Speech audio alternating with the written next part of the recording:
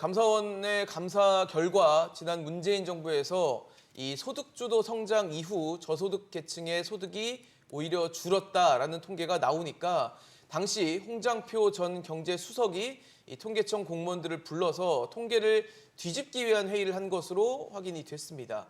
문재인 정부에게 소득주도 성장 어떻게 보면 가장 대표할 만한 정책이기도 한데 과연 이렇게까지 통계를 바꿔가면서까지 했어야 되는 것인지 좀 체크를 해보겠습니다.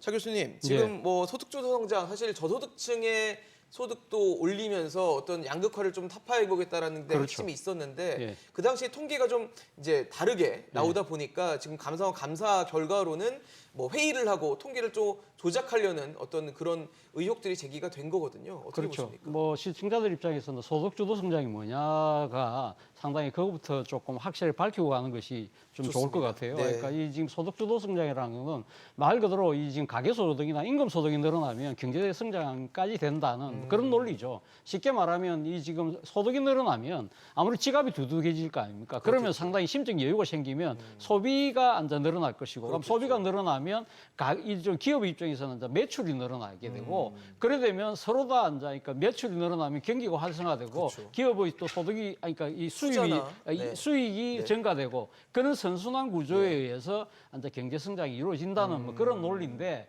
사실은 근데 이 지금 소득주도 성장이 놓은 이유는 앞서 말씀하신 것처럼 기존의 그 이전의 그러니까 경제 성장 방식이 소위 말해서 대기업을 중심으로 한 그러한 기업의 성장을 통해서 이것이 그러니까 국가 전체의 성장으로 가는 일종의 그런 이 낙수 효과에 대한 반성론에서 시작되었다는 것이죠. 그러니까 대기업과 고소득층이 상당히 수입이 늘어나서 그 사람들이 여유가 생겨서 그러니까 지출이 늘어난다든지 그렇게 되면 일종의 뭐랄까 하위 계층으로까지 그 소득이 분산되는 일종의 뭐랄까요. 그러니까 이 지금 쌓아놓은 컵에 보면 위에 있는 컵에 물이 차면 이 가득 차면 흘러넘치잖아요. 그게 일종의 낙수 효과인데 사실은 그렇지가 않고 위에 있는 사람들만 소득이 늘어나고 밑에 있는 컵에는 물이 차지 않더라. 그러다 보니까 일종의 뭐랄까 소득 양극화, 부의 양극화가 심화됐다.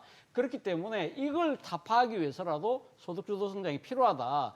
그런 측면에서 2017년 대선에 나왔던 문재인 후보가 이걸 강력하게 공약을 하면서 실제적으로 이걸 실천하기 위해서 내세웠던 공약이 최저임금제를 그러니까 높이겠다. 그래서 그때 당시에 2020년까지 최저임금을 시간당 10,000원으로 올리겠다고 공약을 했고요. 그리고 실제 2017년 집권하고 난 뒤에 2018년도에 이 지금 최저임금을 무려 16.1%로 올립니다.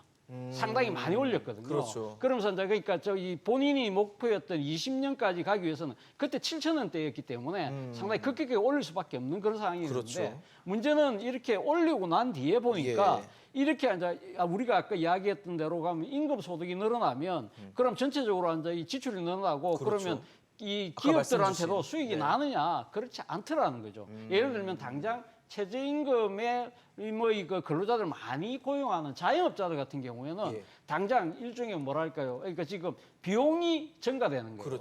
그러니까 노임이 증가되는 셈이 일자리가 되니까 없어지고 막 그랬었거든요. 그러니까 일자리를 사람 수를 줄이는 거예요. 사람 수를 줄이다 보니까 오히려 그러면 최저임금 정도에 놓여 있는 이 지금 노동자들 같은 경우는 일자리가 없어지는 오히려 이 지금 부작용이 생겨요. 그러니까 오히려 소득 양극화가 심화된다는 비판을 받았는데 이와 관련된 통계가 나왔다는 것이죠. 그러다 보니까 이 부분을 그러니까 주도하고 있던 청와대 경제수석이 이 통계가 그대로 만약에 발표될 경우에는 상당히 이 지금 자신들의 이 정책을 펼쳐나가는 이 지금 말할까 근거가 사라지게 되잖아요. 그래서 조작을 했다는 것이 지금 감사원의 발표인데 일단 홍장표 전 수석 같은 경우는 여기에 대해서 일단 코멘트를 하고 있지 않습니다. 일단 아마 지금 수사 의뢰를 했기 때문에 아마 이 법적으로 한번 다퉈보자는 입장인 것 같아요.